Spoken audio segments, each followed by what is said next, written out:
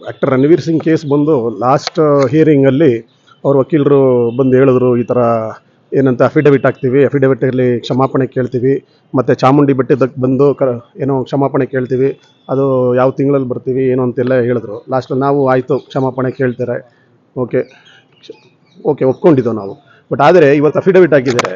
ಇವತ್ತು ಅಫಿಡವಿಟಲ್ಲಿ para number 3 ಏನು ಹಾಕಿದ್ದಾರೆ ಅಂತಂದರೆ, ಏನು ಈ ಆ್ಯಕ್ಟರ್ ರಣವೀರ್ ಸಿಂಗ್ ಬಂದು ಚಾಮುಂಡಿ ದೇವ್ರನ್ನ ಫಿಮೇಲ್ ಗೋಸ್ಟ್ ಅಂತ ಹೇಳಿದಾಗ ಆ್ಯಕ್ಟರ್ ರಿಷಬ್ ಶೆಟ್ಟಿನ ಬಂದು ತುಂಬ ಪ್ರಶಂಸೆ ಮಾಡಿ ಹೇಳಿರೋದು, ಎಲ್ಲರೂ ಚಪ್ಪಾಳೆ ತಟ್ಟರು ಅಂತ ಹೇಳ್ತಿದ್ದಾರೆ.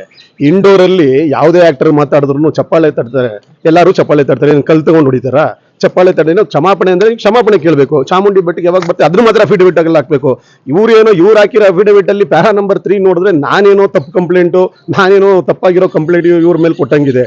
ಇದು ಬಂದು ಪನಿಷಬಲ್ ಅಫೆನ್ಸು, 3 ವರ್ಷ ಪನಿಷ್ಮೆಂಟ್ ಇದೆ. ಅದರಾಗಿ ನಾವು ಹೇಳೋದು ಏನಂತ ಹೇಳಿ, ಇದು ಪ್ರಾಪರ್ ಅಫಿಡವಿಟ್ ಅಲ್ಲ, ಮತ್ತು ಯಾವ್ದು ನಾನು ಅದರಲ್ಲಿ ಏನು ಸ್ಪೆಸಿಫೈ ಮಾಡಿಲ್ಲ.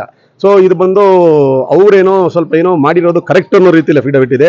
ಅದಕ್ಕಾಗಿ ಇವತ್ತು ನಾನು ಅದನ್ನ ಪ್ರಾಪರ್ ಅಫಿಡವಿಟ್ ಹಾಕಬೇಕು ಅಂತೇಳಿ ಆರ್ಗ್ಯುಮೆಂಟ್ ಮಾಡಿ ಅದನ್ನು ಮುಂದೂಡಿಸಿದ್ದೀವಿ.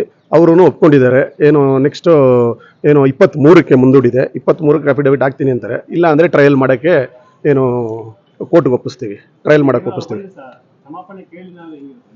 ಕ್ಷಮಾಪಣೆ ಕೇಳಲಿಲ್ಲ ಅಂದರೆ ಟ್ರಯಲ್ ನಡೆಯುತ್ತೆ. ನಾವಂತೂ ಬಿಡೋ ಪ್ರಶ್ನೆನೇ ಇಲ್ಲ. ಒಂದು ಇಂಚು ಏನೋ ಐ ವಿಲ್ ನಾಟ್ ಬಡ್ಜ್, ಏನೋ ಈವನ್ ಎನ್ ಇಂಚ್ ಬಿಡೋ ಪ್ರಶ್ನೆನೇ ಇಲ್ಲ. ಅದರಲ್ಲಿ ಕ್ಷಮಾಪಣೆ ಕೇಳೋದಲ್ಲ. There should be a genuine remorse ಇರಬೇಕು ಕ್ಷಮಾಪಣೆಗೆ ಅಫಿಡವಿಟಲ್ಲಿ. ಏನೋ ಅದು ನಿಮಗೆ ಪಶ್ಚಾತ್ತಾಪನೇ ಇಲ್ಲ, ಒಂದು ನಿಜವಾದ ಪಶ್ಚಾತ್ತಾಪನೇ ಇಲ್ಲ ಈ ಅಫಿಡವಿಟ್ ಪ್ಯಾರಾ ನಂಬರ್ 3 ಅದರಿಂದಾಗಿ ನಾವು ಅಬ್ಜೆಕ್ಷನ್ಸ್ ಹೇಳಿದ್ದೀವಿ, ಓರಲ್ ಅಬ್ಜೆಕ್ಷನ್ಸ್ ಮಾಡಿದ್ದೀವಿ. ಅದರಿಂದಾಗಿ ಇವತ್ತು ನಾವು ಬಿಡಲಿಲ್ಲ. ಇದನ್ನು ಮುಂದೆ 23/4ಕ್ಕೆ ಮುಂದೂಡಿದೆ. 23/4ಕ್ಕೆ ಕ್ಷಮಾಪಣೆ ಅದು ಕರೆಕ್ಟಾಗಿ ಅಫಿಡವಿಟ್ ಹಾಕಿಲ್ಲ ಅಂದರೆ ಟ್ರಯಲ್ ಮಾಡೋಕ್ಕೆ ಹೇಳ್ತೀವಿ.